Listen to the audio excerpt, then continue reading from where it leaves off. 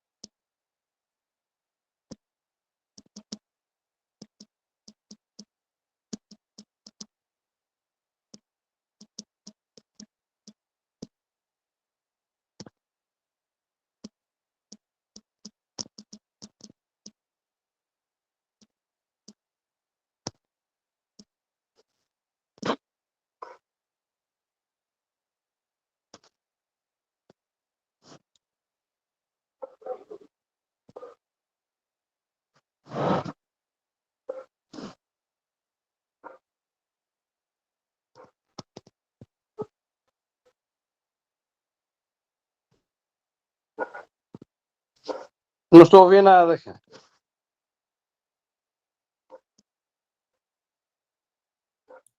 Eu ouço bem, Miguel. Agora já estou. Eu mandei agora para a conta pessoal do Danilo. Eu imaginei que ele viesse aqui ver, mas pelos vistos não terá vindo. Está ele. Chegou.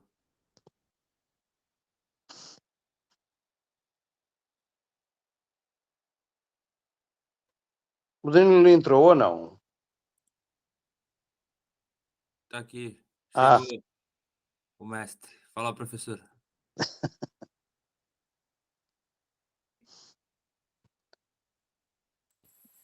Está sem som. Pronto, me ouvem agora, né? Sim, Danilo, eu tenho que dizer aqui que se não fosse a Júlia e o Vitor, nós hoje não havia conferência para ninguém. Os homens desta organização falharam todos. Acontece. Vão ser despedidos com justa causa. Pronto. Peço desculpa também. Olha, agora aí são 22, então, e aqui são 19. Então, aqui em casa é a hora do rush agora. Então, Boa tarde. Aqui são 23. 23 já. Nós aqui em Espanha. Na Espanha, Hoje 23. É. Nossa, a Tamires deve estar adorando o horário dessas reuniões nossas, hein?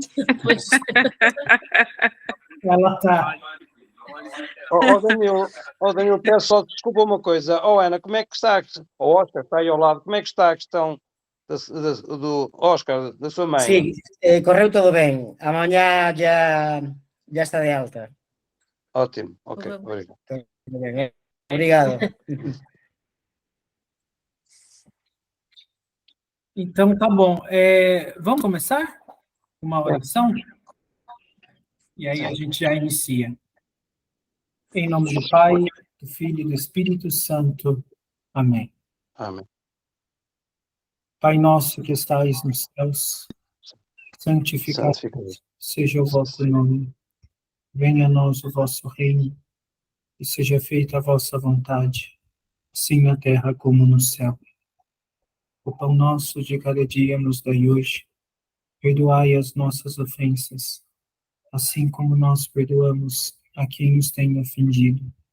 E não nos deixeis cair em tentação, mas livrai-nos do mal. Amém. Ave Maria, cheia de graça, o Senhor é convosco. Bendita sois vós entre as mulheres, e bendito é o fruto do vosso ventre, Jesus. Santa Maria, Mãe de Deus, rogai por nós, pecadores, agora e na hora da nossa morte. Amém. Glória ao Pai, e ao Filho, e ao Espírito Santo, assim como era no princípio, agora e sempre, e por todos os séculos dos séculos. Amém.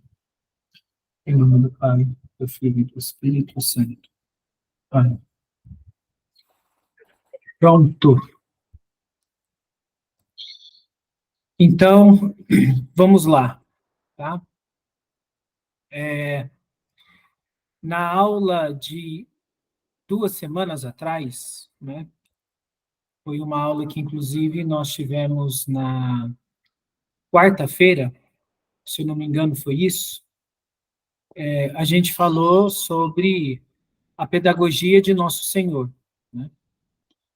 Como que Nosso Senhor, ele, ao longo dos 3 anos e meio do seu ministério, ele tinha muito bem definido aquilo que ele queria desenvolver nos próprios discípulos. E isso fica claro, ou melhor, isso fica um pouco mais claro a partir das moradas de Santa Teresa de Ávila. Porque Santa Teresa, ela dividiu a vida espiritual em 7 etapas, né? E essas 7 etapas não foram divisões tiradas da cabeça de Santa Teresa. O próprio Deus mostrou para ela a estrutura da alma humana e ela, então, dividiu todo o panorama da vida espiritual em 7 etapas, que ela chamou de moradas. Então, através das moradas de Santa Teresa, a gente percebe que, quando Cristo foi recrutar os discípulos, ele tinha um requisito. E o requisito era que os discípulos fossem católicos praticantes, não, né? Judeus praticantes, né? O que, de certa forma, não é muito distinto de um católico praticante. Eu falei isso aqui na última aula, né? É óbvio que o catolicismo, em comparação com o judaísmo, é algo muito superior.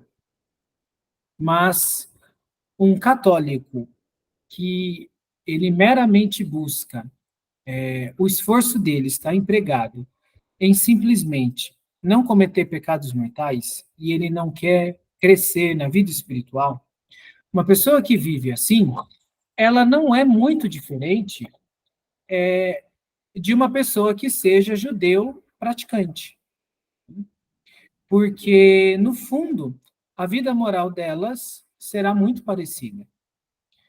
E é exatamente por isso que Jesus ele disse para os discípulos no Evangelho, que se a justiça deles não fosse maior do que a justiça dos escribas e dos fariseus, eles não entrariam no reino dos céus.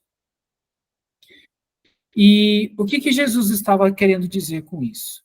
Ele estava querendo dizer que entrar no reino dos céus é aprender a rezar. É aquilo que o Cristo ensinou os discípulos a fazer, conforme está narrado no Evangelho de São Mateus, né? Quando fores rezar, entra no quarto, fecha a porta e ora ao teu pai que está escondido. E o teu pai que está escondido, ele te dará uma recompensa. Então, nós percebemos que o Cristo estava fazendo com os discípulos era ensiná-los o recolhimento na oração, né? Por quê? Porque é no recolhimento que eles aprenderiam a rezar mais profundamente, e aprendendo a rezar mais profundamente, eles encontrariam o reino dos céus. Mas que se a justiça deles não fosse superior à dos escribas e dos fariseus, eles não conseguiriam fazer isso.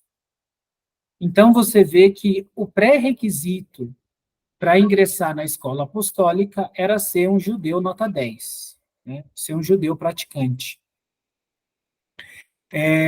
E o pré-requisito para nós católicos buscarmos uma vida espiritual mais profunda também é o mesmo, é estarmos em estado de graça, né? E queremos crescer na vida espiritual. e termos rompido com os pecados mortais. O problema é que a gente está vivendo num mundo cada vez mais maluco. E diante desse mundo cada vez mais maluco e desordenado, a princípio, duas coisas podem ocorrer com todos nós que estamos aqui. A primeira é a gente se achar, digamos assim, bom diante de uma sociedade gay, diante de uma sociedade hedonista, diante de uma sociedade abortista. Aí a gente pode olhar para a nossa vida e falar, olha, eu não sou homossexual, eu não sou abortista, né? Eu não sou hedonista, né? Eu tenho ali a minha vida cristã, né? E a gente achar que nós estamos num padrão moral o tanto quanto razoável, né? E uma outra coisa é que, aceitemos nós ou não, este mundo desordenado que a gente vive, ele nos influencia. Ele influencia cada um de nós, né? E influencia, inclusive, no sentido que vai tornando a nossa consciência amortecida para determinadas coisas que elas não deveriam se encontrar, não é? Então, o que acontece, né? Diante disso, a gente precisa, de fato, ter uma clareza a respeito da nossa vida em relação aos preceitos do Decálogo, aos 10 mandamentos do Decálogo e aos 5 mandamentos da igreja, né? Enquanto a pessoa ela não estiver em dia com aquilo ali, a própria vida espiritual dela vai ficar muito limitada. E a vida espiritual dela vai ficar muito limitada porque os pecados mortais, eles geram um desequilíbrio psíquico. E esse desequilíbrio, e o equilíbrio psíquico, ou o mínimo de um equilíbrio psíquico, o mínimo de uma personalidade equilibrada, é o que se requer para começar a aprender a rezar. Ou para começar a rezar mais profundamente. Por que na nossa sociedade, cada vez mais você percebe que as pessoas estão ficando realmente loucas, não é? Por conta dessa desordem causada pelos próprios pecados mortais, né? Isso está muito ligado com isso. Porque os pecados mortais, eles geram no indivíduo que os comete um desequilíbrio psíquico. Toda pessoa que habitualmente ela comete pecados mortais, ela tem um desequilíbrio dentro dela muito grande. E esse desequilíbrio vem da própria estrutura da natureza humana, né? Que não foi feita para esse tipo de coisa, né? Por que um pecado ele é mortal? Porque, ao mesmo tempo, enquanto ele atenta contra o amor de Deus, ele também vai contra a natureza humana. Então, a natureza humana não foi feita para aquilo. Então, o indivíduo que ele está metido em pecados mortais, ele está vivendo num estado antinatural. Deus não nos fez para aquele tipo de coisa. Mas por conta de uma desordem, por conta de uma fraqueza, por conta de uma sociedade que corrobora com esse tipo de prática, muitas pessoas acabam vivendo mergulhadas nesse tipo de vício. Então, é por isso que Nosso Senhor, ele fez esse pré-requisito, que todos aqueles que fossem começar a segui-lo ou a ingressar o colégio apostólico, eles tinham que ser judeus praticantes. E o mesmo vale para nós, né? Se de fato a gente quer crescer na vida espiritual. Então, o primeiro passo é esse, tá? Depois, inclusive, eu vou compartilhar um documento com vocês, tá? Feito por um sacerdote muito bom, ou por sacerdotes muito bons. Talvez não tenha sido só um sacerdote que fez, talvez tenha sido mais, com experiência de confessionário, e ele colocou ali todos os pontos que a gente precisa checar na nossa vida em relação à nossa conduta moral, à luz do decálogo. Tá? Então, não é tão pequeno, né, porque é uma explanação sobre os 10 mandamentos, mas também não é muito grande. Tá? Aquilo ali serve para a gente fazer um exame de consciência mesmo, né? Um exame de consciência, tá? Depois eu compartilho esse documento no grupo. Então, vejam, o nosso intuito aqui nessas aulas semanais é nós desenvolvermos aulas a respeito da espiritualidade. Por hora, nós não vamos entrar na espiritualidade em cheio. E por que por hora nós não vamos entrar na espiritualidade em cheio? Porque eu gostaria de tratar com vocês uma outra coisa antes, que eu sempre trato com todo mundo com quem eu vou ensinar essas coisas. E que é a questão da antropologia. A antropologia de Santo Tomás de Aquino. Ou seja, é a visão de homem segundo Santo Tomás de Aquino. E por que a gente vai começar com a antropologia? Porque a antropologia nos ajuda a esclarecer uma série de coisas na própria vida espiritual. Então, por exemplo, quando a gente fala da vida espiritual, a gente fala das virtudes teologais da fé, esperança e caridade. Essas virtudes, elas têm razão de aperfeiçoar as principais faculdades da natureza humana, que são o intelecto e a vontade. Então, a antropologia nos ensina o que são essas faculdades. A antropologia nos ensina o que são faculdades. E a antropologia nos ensina quais as principais faculdades da natureza humana. E é nesse ponto que eu quero chegar. Porque é nesse ponto que a gente precisa atacar para a gente crescer na vida espiritual. Porque a graça vai sempre estar trabalhando nessas mesmas faculdades. Então, tendo um conhecimento aprimorado da natureza delas, isso nos ajuda numa compreensão, inclusive, maior do que a gente deve buscar fazer na oração. Tudo bem? E aí, eu vou dividir a antropologia em 4 grandes blocos, tá? Eu sempre costumo fazer assim também. Então, nós teremos um primeiro bloco, que eu tratarei com vocês hoje, que nós podemos chamar de conhecimento sensitivo. Depois nós teremos um segundo bloco, que nós não veremos hoje, muitíssimo provavelmente nós veremos semana que vem, e nós podemos chamar esse bloco de apetite sensitivo. E depois nós teremos um terceiro bloco, que nós damos o nome de conhecimento intelectivo. Esse é o terceiro bloco. E aí um quarto bloco que nós chamamos de apetite intelectivo. Então, recapitulando. Bloco 1, conhecimento sensitivo. Bloco 2, apetite sensitivo. Bloco 3, conhecimento intelectivo. Bloco 4, apetite intelectivo. Tá? As coisas contidas nesses 4 blocos, e aí a gente já tem bastante coisa para ver, elas precisam ficar claras para nós. Tá?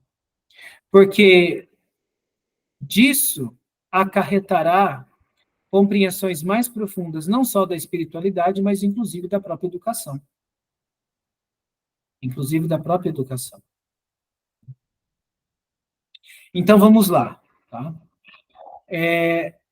Conhecimento sensitivo. A primeira coisa que a gente precisa se questionar é o que é um conhecimento. E eu já quero deixar claro, antes mesmo de responder o que é um conhecimento, que nós temos 2 tipos de conhecimento, nós seres humanos. Tá bom? Quais são esses conhecimentos? É um conhecimento sensitivo, que são das coisas singulares. E um conhecimento intelectivo, ou melhor, um conhecimento sensitivo, que são das coisas materiais e, portanto, singulares. E um conhecimento intelectivo, que são das coisas imateriais e, portanto, universais. Então, nós temos esses dois tipos de conhecimento, sensitivo e intelectivo. Então, o que é um conhecimento? Segundo a filosofia clássica, segundo a filosofia aristotélica e tomista, um conhecimento, ele é a aquisição de uma forma. E aí, na frente de forma, quem está anotando aí pode escrever assim, acidental. E aí fecha parênteses. Então, todo conhecimento, durante todo o processo cognitivo, o sujeito cognoscente, ele sempre está ganhando formas. E nós chamamos isso, na filosofia, de formas acidentais.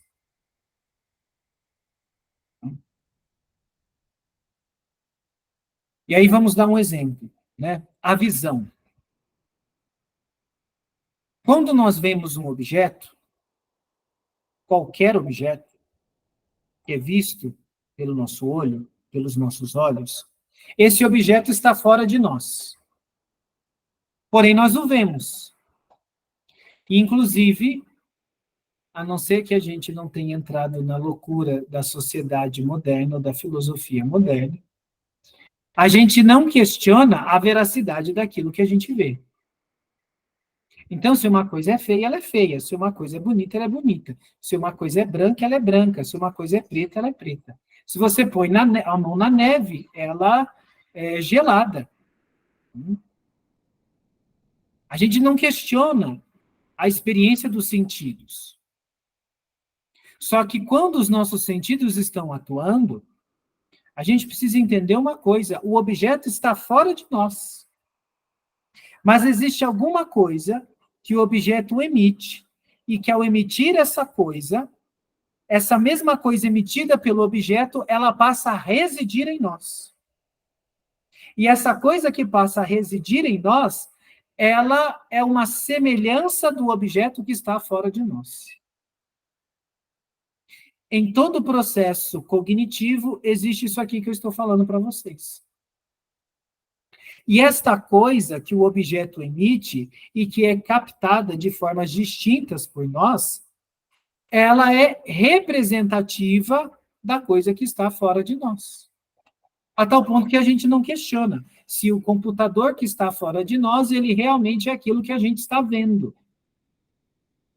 Porque se você fizer esse tipo de questionamento, acabou o fundamento da cognoscibilidade no ser humano. Porque se tudo começa pelos sentidos e você questiona até mesmo que aquilo que chega pelos sentidos não é real, então acabou.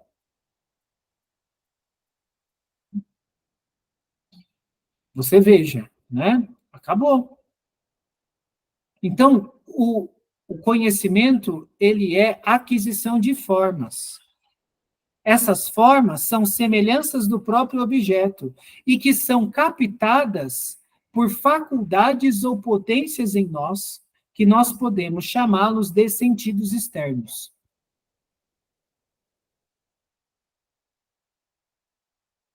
E aí, mais uma vez, segundo a filosofia aristotélica e tomista, são 5 sentidos externos.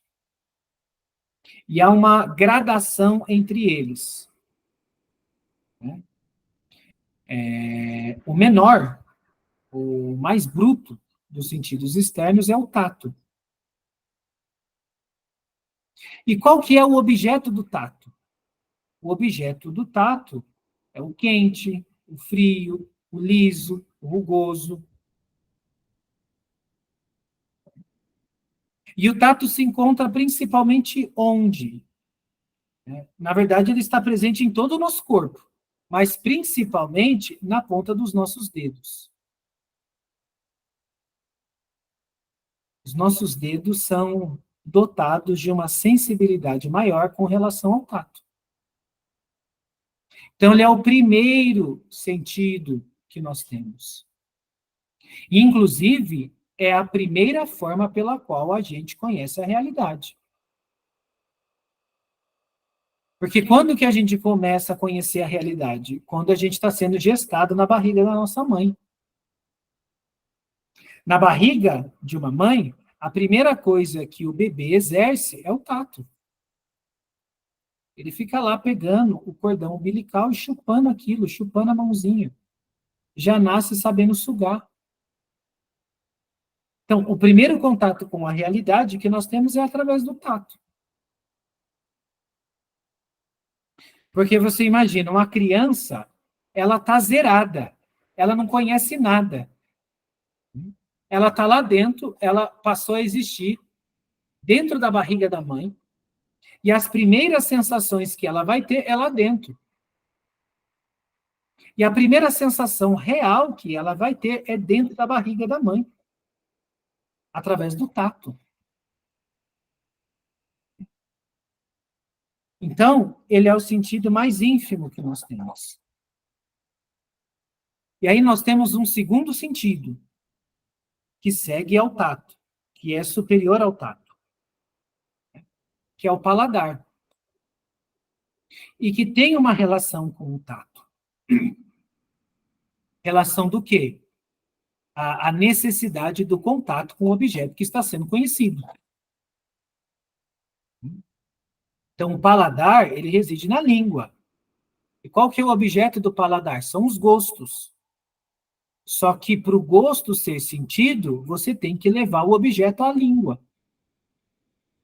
Senão você não sabe o gosto da coisa. A não ser que você tenha conhecido ela antes, ou você pode ter uma estima do sabor da coisa pelo olfato. Mas não é tão precisa quanto o paladar. O paladar você experimenta a coisa mesmo. O doce, o amargo, o salgado, o apimentado. Então, esse é o segundo sentido. Aí nós temos o terceiro, que é o olfato. E veja que o olfato, ele já dá uma espécie de salto em relação ao tato e ao paladar. Por quê? Porque o olfato não requer o contato com o objeto, digamos assim, né? Mas precisa ter contato com o odor que o objeto emite. Mas já é uma apreensão sensorial que não requer o contato com a coisa, mas diretamente com a semelhança da coisa, que nesse caso é o cheiro.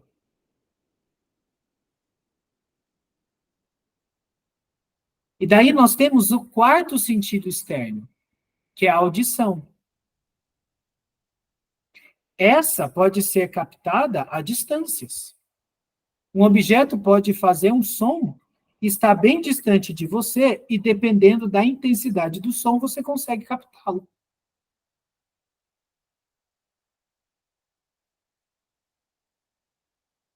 E aí nós temos o quinto sentido externo, que é o mais nobre dos sentidos externos, que é a visão. E qual é o objeto da visão? É a cor. A visão capta a cor das coisas.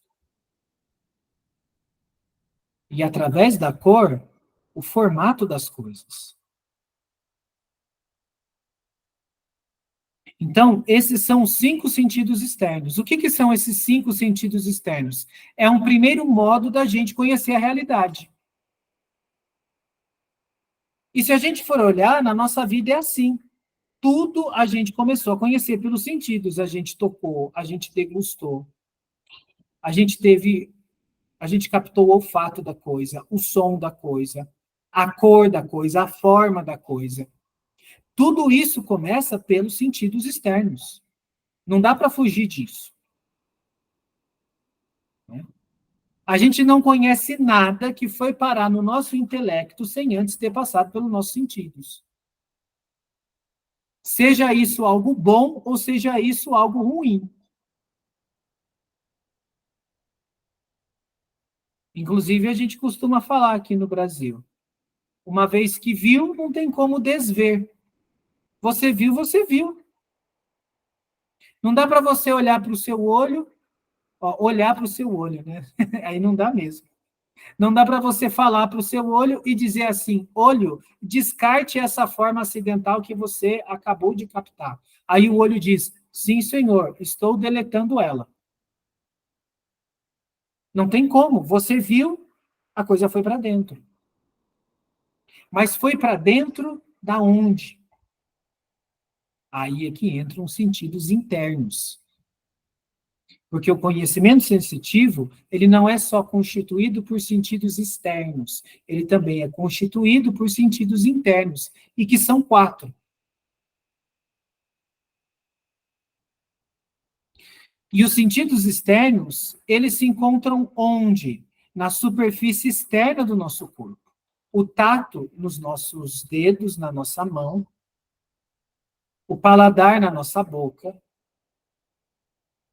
o olfato nas nossas fossas nasais, a audição no nosso ouvido, a visão nos nossos olhos. Então, dos 5 sentidos externos, que estão na superfície externa do nosso corpo, porque eles têm a razão de captar as coisas externas, um primeiro contato delas, né? 4 deles estão na cabeça. E por que 4 deles estão na cabeça? Porque os 4 sentidos internos, que nós iremos falar agora, eles estão onde? No cérebro. O órgão onde eles residem é no cérebro. Então, por uma questão de otimização do processo, os 4 sentidos externos, 4 deles, dos 5, 4 deles estão na cabeça, já para facilitar. Para não ter delay na informação. E esses 4 sentidos, então, se encontram em regiões distintas do cérebro. E qual é o primeiro deles? É o sentido comum. O que esse sentido ele faz? Ele capta, ou é canalizado nele, todas as experiências sensitivas externas, dos 5 sentidos. E o que ele faz? Ele diferencia uma experiência sensitiva da outra. E consegue, inclusive, atribuir alguma coisa que é vista a um determinado objeto e uma outra coisa que é ouvida a um outro objeto. Ou, inclusive, reconhecer que o mesmo objeto está sendo visto e ouvido. Quem faz essa função de identificação da fonte de onde emana cada uma das percepções percebidas pelos sentidos externos é o sentido comum.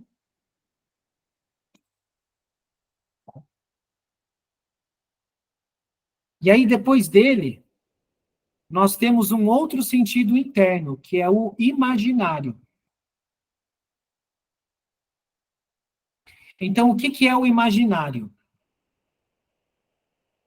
Segundo Aristóteles, o imaginário é a capacidade de você reter uma experiência sensitiva, mesmo quando o objeto não está mais presente.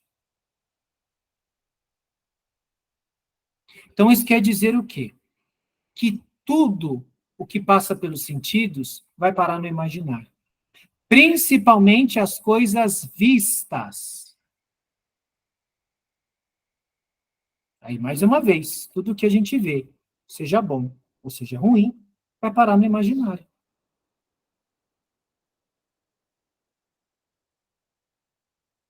Só que além do imaginário, depois nós veremos em outras aulas qual que é a função do imaginário. O imaginário, ele é o garçom da inteligência. A inteligência, ela só trabalha a partir dos dados que estão no imaginário. Todas as vezes em que a gente intelige algo, a gente só intelige algo com o concurso do imaginário. Não dá para inteligir nada sem um mínimo de trabalho do imaginário. E por quê? Porque todas as coisas que nós vamos percebendo pelos sentidos, todas essas formas acidentais, elas vão parar lá, no imaginário.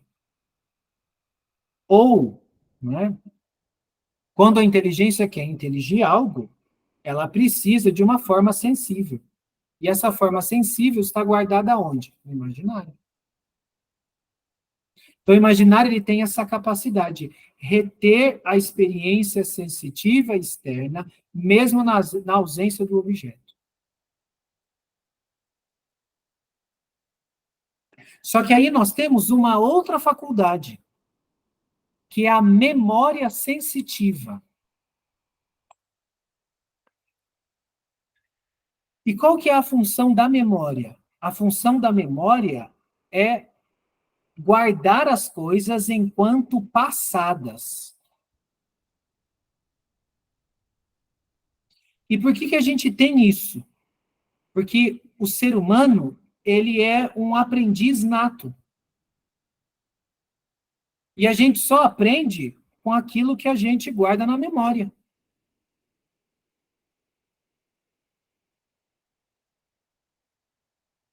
A gente só aprende com aquilo que a gente guarda na memória. Então, para que a gente possa aprender, as coisas precisam ficar guardadas na memória. E mais ainda, a memória, ela é a capacidade que a gente tem de reviver uma experiência passada e, inclusive, encontrar nela elementos que a gente ainda não havia encontrado.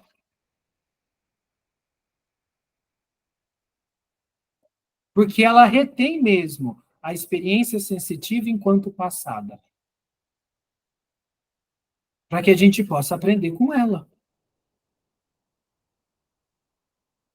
Do entendimento da importância do trabalho na memória em toda atividade intelectiva, a gente percebe por que na pedagogia moderna e atual há um desprezo significativo em relação à memória. Vocês vejam só. Sócrates, ele é do ano 300 a.C. O que estava acontecendo na época de Sócrates? Estavam começando a escrever coisas. Coisa que até então você não tinha o costume na humanidade. Não era tão comum assim. A escrita estava começando a se difundir. O Sócrates viu um problema aí. Ele falou, veja lá, quando começarem a escrever as coisas, eu temo que deixarão de usar a memória. Por quê? Porque você tem um negócio anotado no papel.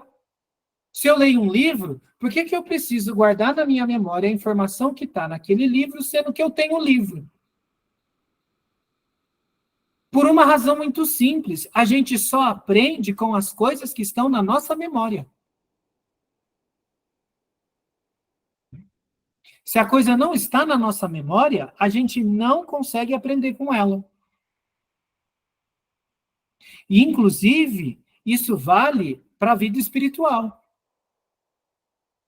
Existem pessoas que fazem uma confusão tremenda sobre o que seja uma oração de meditação. E o que ela acha que é meditar? Meditar é você ler o Evangelho. Não, ler o Evangelho é ler. Meditar supõe que aquilo que você leu foi parar na sua memória. E aí, na oração, ou até mesmo fora da oração, você vai trabalhar em cima daquilo que está na sua memória. Você vê isso N vezes no Evangelho de São Lucas. Quando Jesus nasce e os pastores vão visitá-lo, o evangelista Lucas diz que Maria guardava essas coisas em seu coração e nelas meditava. Vê, Nossa Senhora não ficava fazendo anotações. No dia tal, apareceu aqui uma quantidade específica de homens trajados de tal maneira. Não, ela guardava aquilo na memória, e eram acontecimentos. Quando Jesus tinha 12 anos, naquele episódio em que Nossa Senhora e São José o reencontram no templo, ensinando os escribas e os doutores da lei, São Lucas diz a mesma coisa de novo. E Maria guardava todas essas coisas em seu coração e nelas meditava. Então, veja, sem memória, vamos pegar Sócrates e vamos pegar a Virgem Maria. 2 exemplos aí interessantes. Um da parte intelectual, o outro da parte espiritual. Sem memória, não há trabalho da inteligência e não há oração. Aí, para você ver, eu conheço gente que diz assim, eu não tenho boa memória, eu não consigo guardar as coisas, a minha memória é destreinada, a minha memória é atrofiada. Aqui no Brasil, tem um time de futebol no estado de São Paulo chamado Corinthians. Vocês devem ter ouvido falar. Se não ouviram falar, vocês não perderam nada.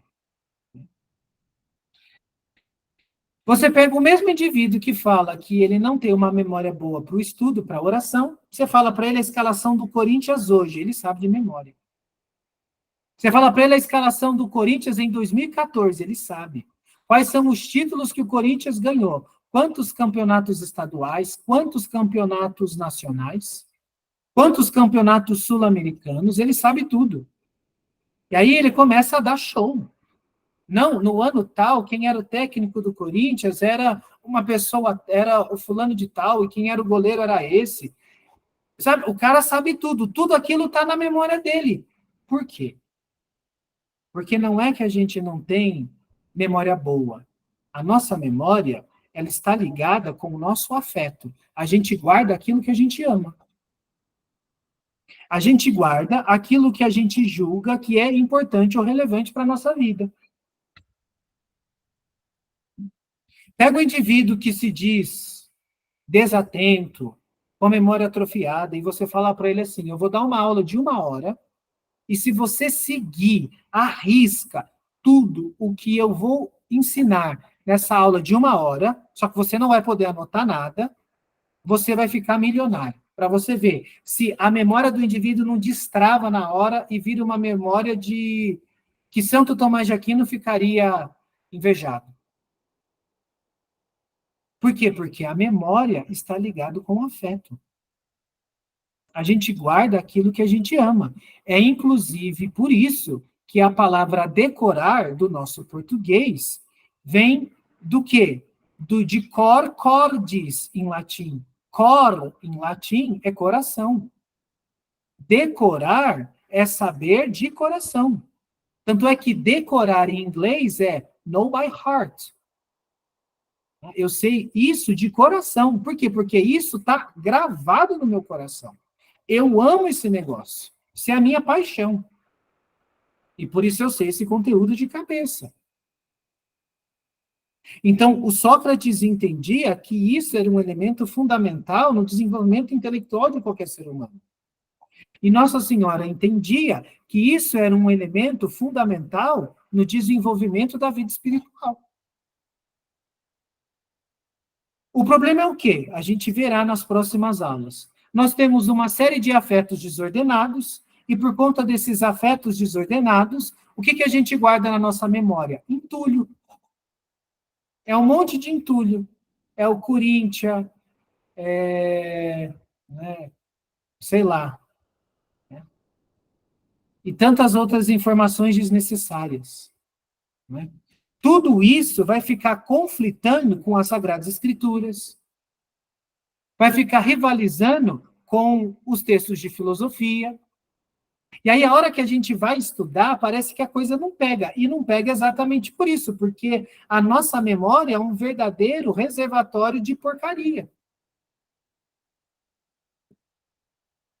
E mais ainda, as construções que a nossa inteligência vão fazer são exatamente em cima daquelas coisas que nós vamos guardando na memória e daquelas coisas que vão ficando gravadas no imaginário.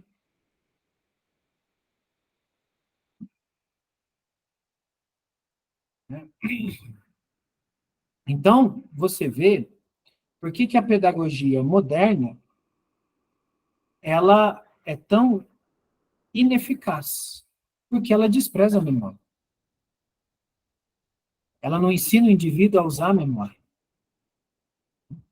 Ainda mais na nossa geração, que você tem Google, né? Agora você não precisa nem mais digitar, basta você falar, ele já te dá a informação. Só que aí o que acontece? A gente tem acesso, né, a bibliotecas, só que a gente não consegue aprender com isso. E por que a gente não consegue aprender com isso? Porque o aprendizado, o verdadeiro aprendizado, o aprendizado que vai construindo a nossa maturidade intelectual e espiritual, ele supõe memória. Tem que ter memória. Só que a memória também, a gente precisa exercitá-la. E como é que a gente exercita a memória? Dentro de uma atividade chamada meditação. E existe a meditação solo, que é você meditando em cima daquilo que você estudou, e existe uma outra meditação, que é quando você vai dar uma aula. O melhor jeito de você aprender uma coisa é você dar uma aula sobre aquele assunto. Principalmente se você se esforça por dar aquela aula de memória. Principalmente. Porque você está, né, renovando ou até mesmo aprofundando aquele conhecimento que você tem. Então, o terceiro sentido interno é a memória. E aí nós temos um quarto, que é o mais elevado dos sentidos internos. Tá?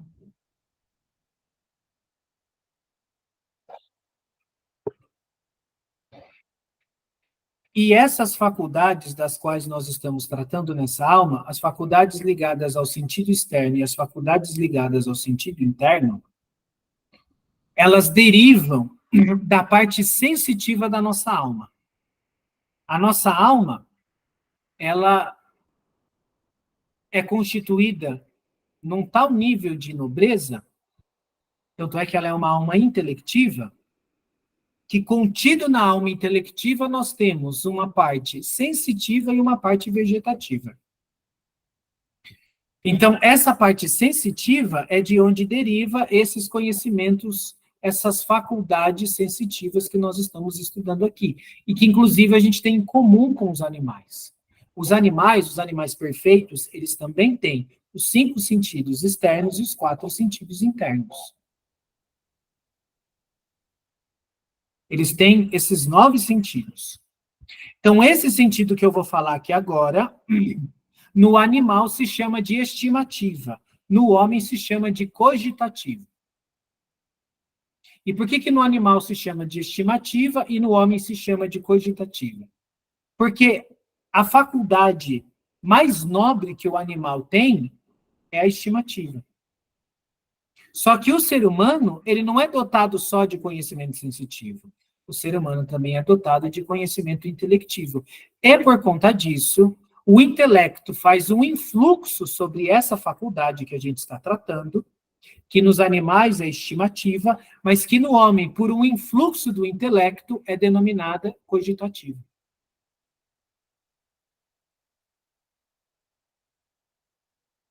E o que essa faculdade ela faz? Ela percebe a razão de conveniência ou de inconveniência, de vantagem ou de desvantagem, diante de um determinado objeto sem ter tido um conhecimento prévio dele. Então, ela percebe que aquela coisa me convém ou não, que aquela coisa me fará bem ou não, sem eu ter tido uma experiência prévia dela. Um exemplo disso é a ovelha. A ovelha, assim que ela enxerga o lobo, ela foge. E não é porque ela viu, quando ela era ovelhinha, um lobo devorando uma outra ovelha e ela ficou traumatizada. E a mãe dela não conseguiu levar ela no psicólogo de ovelha para superar aquele trauma. É porque assim que ela avista o lobo, sem ter tido a experiência prévia daquela coisa, alguma coisa dentro dela dispara um alarme de perigo e ela foge. O que é isso? É essa faculdade atuando. Então, todos os animais e nós, seres humanos, nós temos isso. Nós temos isso. É através dessa faculdade, por exemplo, que o passarinho faz ninho, que o João de Barro faz a casinha, sem ter feito um curso técnico de edificações. Os castores fazem barragens, as abelhas fazem colmeias. Tudo isso está vindo de onde? Dessa faculdade, que é estimativa nos animais, e que no homem é cogitativo. Então, vocês vejam, nós somos entes que foram feitos para o conhecimento. Nós somos feitos para isso. Nós queremos conhecer. Só que no nosso caso, nós temos um duplo conhecimento, um sensitivo e um outro intelectivo. O sensitivo, ele é constituído de 9 potências distintas. 5 externas e 4 internas. E cada uma captando os seus objetos formais distintos. E todas essas formas distintas que são captadas por cada um desses objetos, elas estão nos dando a conhecer algo daquela coisa. E a nossa inteligência, ela vai trabalhar exatamente em cima dessas informações. Em cima dessas informações. Mas a gente precisa entender, então, o que são, quais são e qual a razão delas. Então, essa aula é para a gente tratar só desses conhecimentos. E a gente precisa vir para a próxima aula com esses conhecimentos na memória. Precisam estar memorizados. A gente precisa vir sendo capaz de repetir uma aula dessa que eu acabei de dar. Vai sentar alguém e vai, ó, eu vou explicar para você como é que funciona o conhecimento sensitivo no ser humano. Pegue alguém aí de como é que a gente chama? De cobaia, né? E dê uma aula para essa pessoa. Sem olhar no caderno. Em cima daquilo que você memorizou. Né? Qual é a ordem dos sentidos? Qual é a gradação neles? Tanto dos externos quanto dos internos. Tá? E isso é o suficiente para uma exposição. Isso precisa ficar claro. Tá? Eu bato na tecla. Isso precisa ficar claro. Porque depois isso vai ter grandes implicações na própria vida espiritual e intelectual. Entender a razão de ser de cada uma dessas coisas. Todo mundo que fosse ensinar uma criança, ou um adulto, ou um adolescente, ou qualquer ser humano, em qualquer estado da vida dela, ele precisa ter claro isso aqui que eu estou falando. Ele precisa ter claro. Tá? E aí agora eu abro, então, para perguntas sobre essa exposição. Vocês fiquem à vontade e não fiquem acanhados. Tá?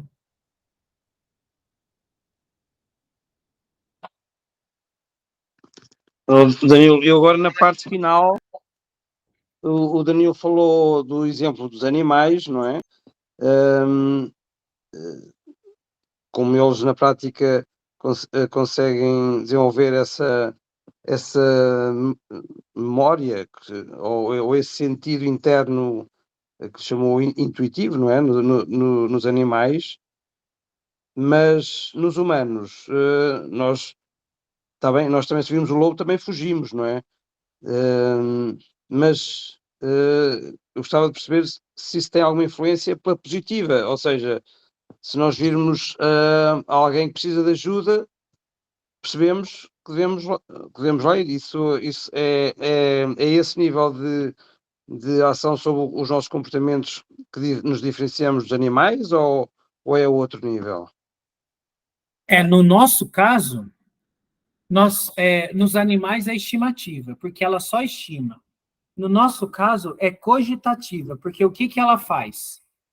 Porque como a gente não tem só o conhecimento sensitivo, que eu falei que é do singular, mas a gente também tem um conhecimento intelectivo, que é do universal. Então, o que acontece? Aquilo que a inteligência percebe no universal, ele é aplicado no singular através dessa faculdade, que é a cogitativa. Então, por exemplo, a gente conhece um preceito moral, né? Honrar pai e mãe. Só que as ações da vida são singulares. Então, naquela ação singular, eu consigo verificar se aplica nela ou não o preceito universal não honrar pai e mãe. É honrar pai e mãe. Ou não honrar pai e mãe. Quem que está pegando esse universal e está trazendo ele para a realidade, digamos assim, singular, né? É a cogitativa. Ela está fazendo a ponte entre universal apreendido e sensitivo ali na minha frente, sensitivo real. Então, quem faz isso é a cogitativa, no nosso caso. É por isso que, no nosso caso, ela é chamada de cogitativa. Sim.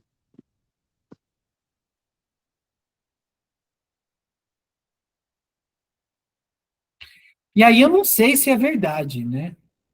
Eu acredito que sim. Mas dizem, por exemplo, que as mães, depois que o filho cresce, e aí ele arruma uma pretendente, assim que a mãe deita os olhos sobre a pretendente, ela já tem uma estima. Só que geralmente ela não fala. O que é isso daí? Isso daí é esse sentido sendo trabalhado. Ainda mais pelo fato do filho vir da mãe. Então, tem essa ligação como se fosse do fruto com a árvore, né? Ela estima. E às vezes o pai não vê nada disso. Às vezes vê também, mas isso aí é mais coisa de mãe, né? Então, isso daí é o quê? É a cogitativa. Aí, nesse caso, ela está se assemelhando muito à estimativa nos animais. Muito.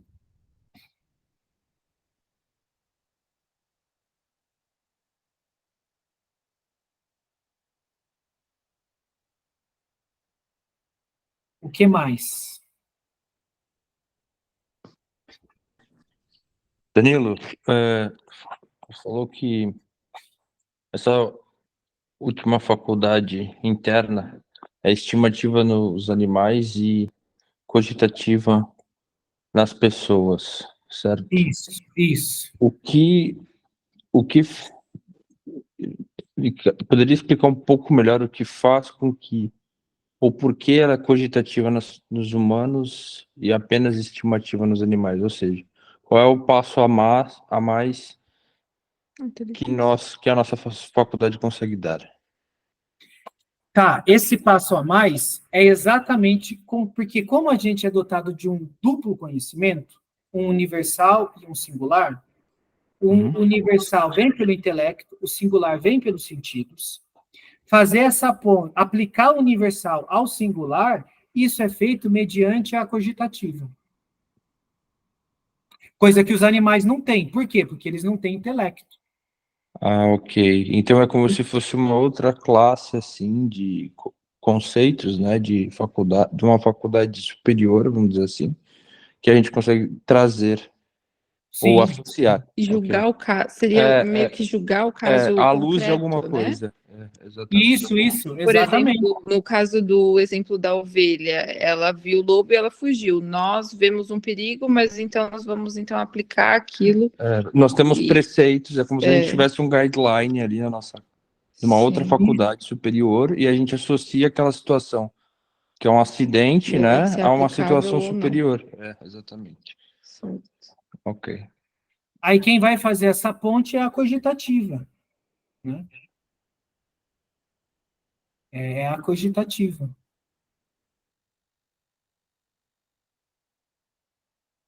Então, nesse caso, ela é mais nobre do que a estimativa nos animais. Porque os animais são incapazes de cogitar. Eles não cogitam, eles estimam. Porque quando a gente está querendo dizer com cogitar, a gente está dizendo pensar, né? E pensar em que sentido? Você está pegando um elemento universal que está sendo apreendido pelo seu intelecto e você está aplicando ele numa realidade singular. O animal não faz isso, né? Isso em termos espirituais seria o livre-arbítrio? Vai entrar também, né? Vai entrar também, porque vamos pensar no caso de um preceito moral. A pessoa enxerga, ela tem consciência do preceito moral, honrar pai e mãe. Ela está vendo a realidade concreta, na qual, se ela não agir na ajuda do pai naquela situação, ela estará desonrando com o preceito de honrar pai e mãe, mas ela é livre. Ela não é determinada a fazer isso. Ah, é preceito moral, então eu vou fazer. Não, eu posso fazer como eu posso não fazer.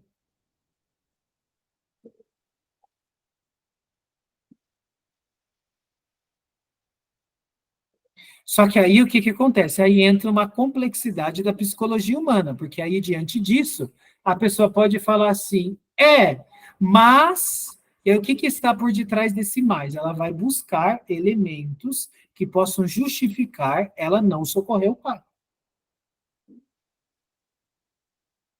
Então, aí você começa a entrar numa complexidade da psicologia humana mesmo. E é isso que gera loucura nas pessoas. Né? Porque o indivíduo, ele enxerga o preceito moral. Não cometer adultério. Ele sabe que ele é casado e que se ele deita com a mulher do vizinho, ele está desonrando o próprio matrimônio dele. Aí, o que ele começa a fazer para tentar justificar a ação dele, que ele sabe que é errada? Ele começa a fazer uma série de marabalismos intelectuais. Isso, no fundo, vai dar loucura. Porque você está querendo justificar uma coisa que não dá para justificar. É isso que vai tornar a vida do indivíduo uma verdadeira tortura.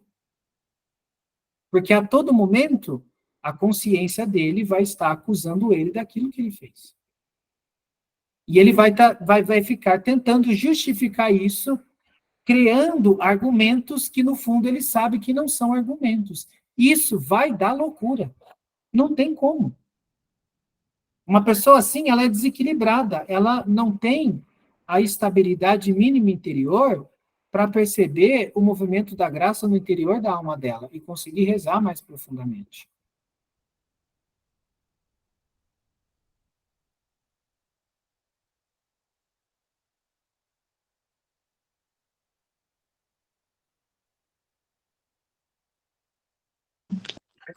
Outra pergunta, Danilo.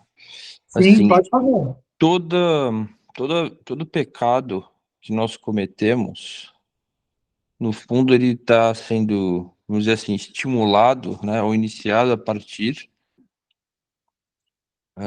de uma faculdade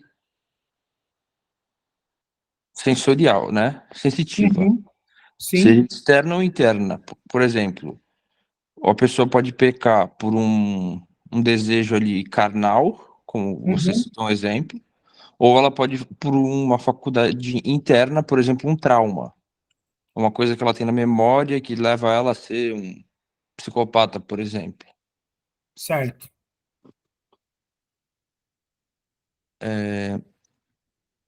Então, como Eu não sei se você vai abordar isso nas outras aulas, mas como que nós podemos trabalhar em cima daquilo que são as faculdades superiores, não é? Ou seja, aquilo que a gente sabe que é o preceito, né? O guideline, a moral, né? Em relação ao que efetivamente as nossas faculdades sensitivas, o poder que as faculdades sensitivas exercem sobre nós.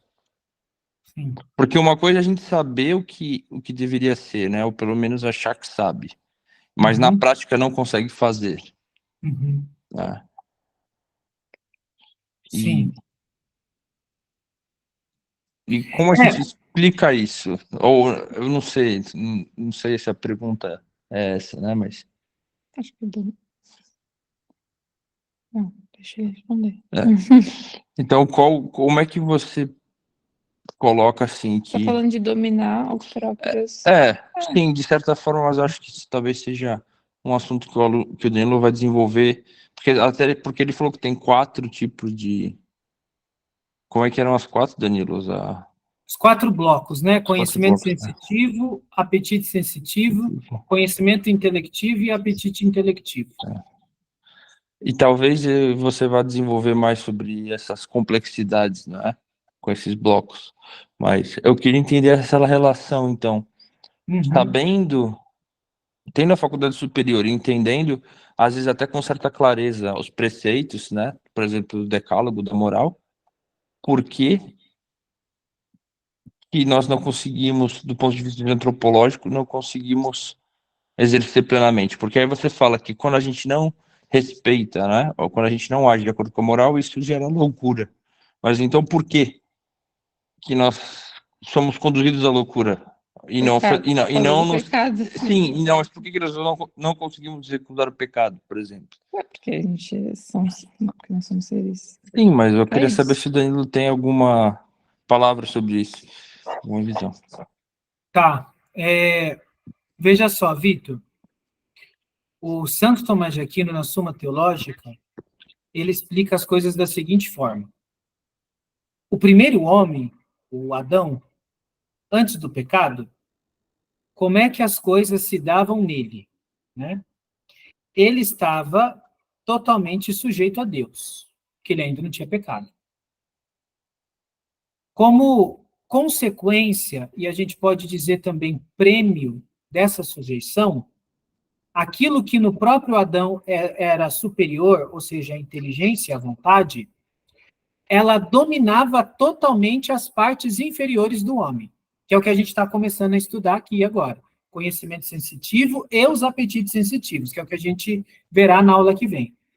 Aí o Tomás de Aquino diz, quando o homem peca, então o ato de pecado do homem é um ato de rebeldia. Então o que aconteceu? Ele quer sair debaixo de Deus. Né? E nesse ato dele sair debaixo de Deus, essa revolta dele para com Deus gera nele uma revolta interior. E nessa revolta interior, as partes mais baixas, agora elas se revoltam com as partes superiores.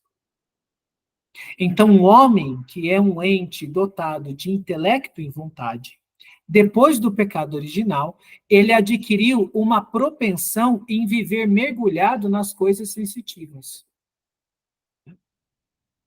E cada vez mais mergulhado. Inclusive ao ponto dele usar a própria inteligência para fazer mais bem sensitivo, que é o que explica a nossa sociedade moderna. A nossa sociedade moderna, o que ela produz? Conforto e prazer. Ela é especialista nisso. Conforto, prazer e ideologia, e desgraça. Né? Conforto, prazer, banheiro unissex, direito à prática do aborto na Constituição, porque isso é uma consequência do homem depois do pecado original. Aí o próprio Santo Tomás de Aquino, num certo sentido, ele responde essa pergunta. Né? O que vai reordenar o homem? Só a graça. Agora é só com a graça que o homem vai começar a readquirir aqueles que quiserem trilhar esse caminho dessa reordenação. Né?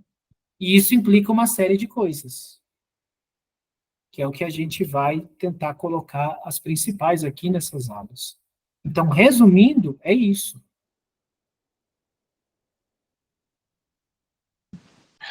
Ok, excelente. Obrigado. Ô Danilo, já passou a hora de jantar, não é? Já não quer jantar, imagino eu. Isso agora é uma questão, é uma questão sensitiva, portanto, o Danilo é superior a essas coisas. Bem, o meu imaginário ainda está na aula. Não está dispondo formas sensíveis aqui para mim. Eu, antes de acabarmos e do Danilo fazer a oração final, eu gostava só de fazer uma pequena sondagem. Depois pode ser por escrito no grupo, se de facto esta hora é melhor, ou preferem esta hora ou das 9 horas. Depois podemos, se calhar, depois da oração do Danilo no grupo, pedia que pusessem isso para ver se a próxima, se, se der jeito ao Danilo também, se poderia ser Sim. à mesma hora, se as pessoas preferirem.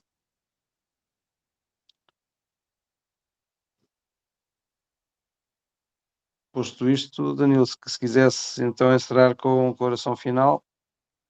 Tá bom. Vamos fazer uma oração, né? Que todos aí tenham um bom descanso. E eu aqui com os meus familiares também, aqui no Brasil, né? Em nome do Pai, do Filho e do Espírito Santo. Amém. Pai nosso que estais nos céus, santificado seja o vosso nome. Venha a nós o vosso reino, e seja feita a vossa vontade, assim na terra como no céu.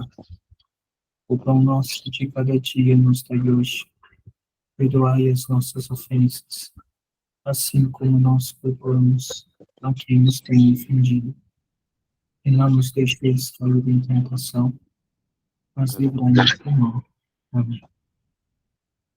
Ave Maria, cheia de graça, o Senhor é convosco. Bendita sois vós entre as mulheres, e bendito é o fruto do vosso ventre, Jesus.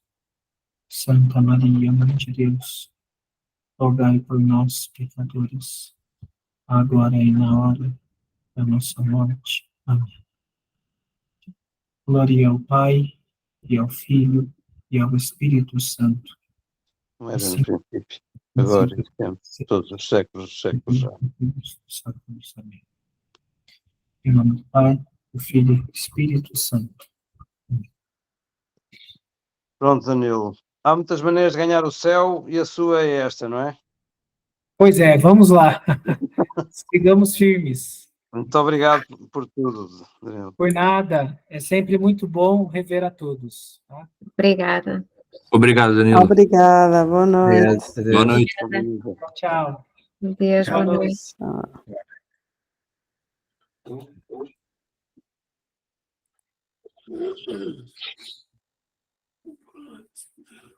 Tchau.